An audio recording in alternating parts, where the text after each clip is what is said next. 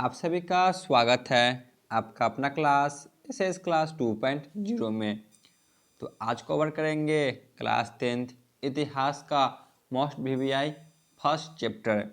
तो इससे लगभग आज 4 से 5 प्रश्न को कवर करेंगे जो कि एग्ज़ाम के पॉइंट ऑफ व्यू से बहुत ही महत्वपूर्ण है और यहाँ से प्रश्न आने की पूरी संभावना है। तो चलिए न टाइम वेस्ट किए हुए अपने क्लास को शुरू करते हैं। वही सब प्रश्न को लिए हैं जो बार बार एग्जाम में पूछे जाते हैं। पहला प्रश्न है, जर्मनी के एकीकरण की बाधाएं क्या थी? बताइए, जो जर्मनी की एकीकरण की बाधा थी वह क्या क्या थी? जर्मनी के एकीकरण में निम्नलिखित प्रमुख बाधाएं थी। पहला, इसमें लगभग 300 छोटे छोटे बड़े राज्य थे। ठीक है ना, छोटे बड़े 300 राज्य थे।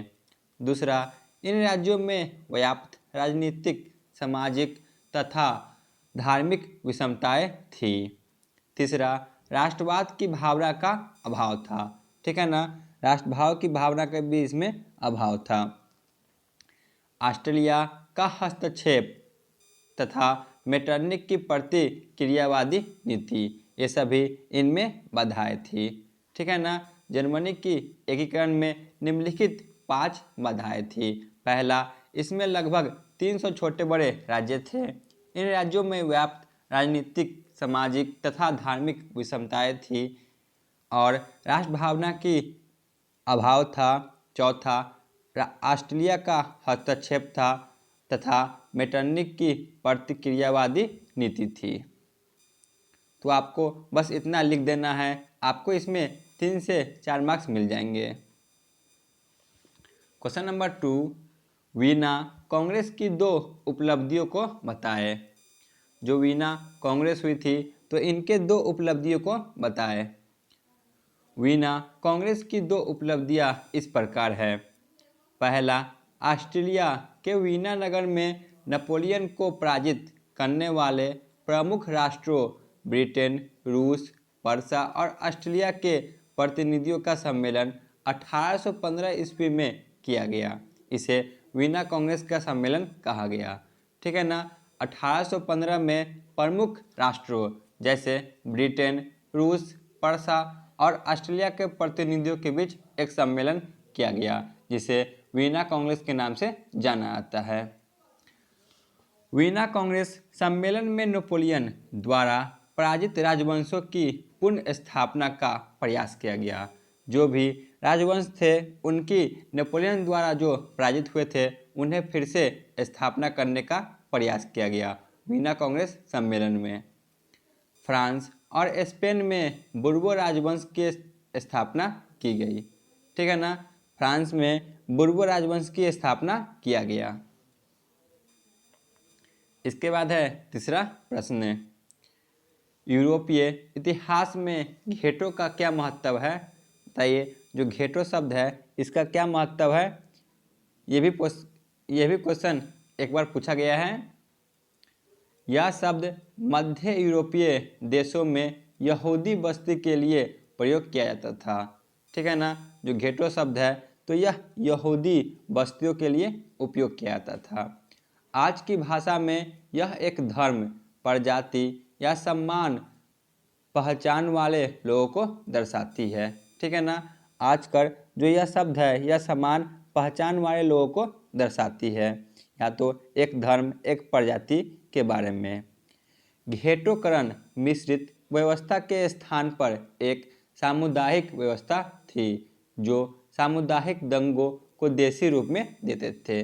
ठीक है ना, जो घेटो है यह एक प्रकार का संगठन था जो कि दंगों में देसी रूप में अपनी सामुदायिक रूप से साथ देते थे। इसके बाद है आज का चौथा प्रश्न। ठीक है ना, इस वीडियो में 4 प्रश्न को कवर किए हैं जो कि सभी एग्जाम के पॉइंट ऑफ व्यू से बहुत ही महत्वपूर्ण है। इससे आगे इस चैप्टर का नेक्स्ट वीडियो में मिल जाएगा। क्वेश्चन नंबर 4, मैगजीनी कौन था? मैगजीनी के बारे में बताएं। मैगजीनी इटली में राष्ट्रवादियों के गुप्त दल कार्बोनरी का एक सदस्य था। ठीक है ना, जो इटली में एक गुप्त दल था कार्बोनरी उसका एक सदस्य था। यहाँ पे मिस प्रिंटिंग हो गया है, सही कर ले, ठीक है ना। कार्बोनरी तो इसका एक सदस्य था मैगजीनी। वह सेनापति होने के साथ साथ राज गणतांत्रिक विचारों का समर्थन साहित्यकार भी था, ठीक है ना। जो मैगजीनी था यह सेनापति तो था ही, इसी के साथ यह गणतांत्रिक विचारों का समर्थन और साहित्यकार भी था। 1830 ईस्वी में नागरिक आंदोलनों द्वारा मैगजीनी ने उत्तरी और मध्य इटली में एकीकृत गणराज्य स्थापना करने का प्रयास किया।